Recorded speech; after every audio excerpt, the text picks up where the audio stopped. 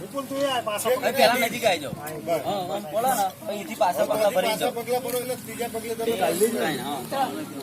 વિપુલભાઈ okay હું તમને on કરી કાલે બાર બેઠો ને સો પેડ બેઠા કાલુ હશે નહીં. બોડમ બેઠા એક્શન જાઓ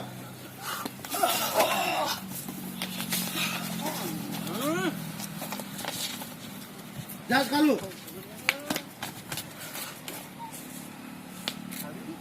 ઓકે ગુડ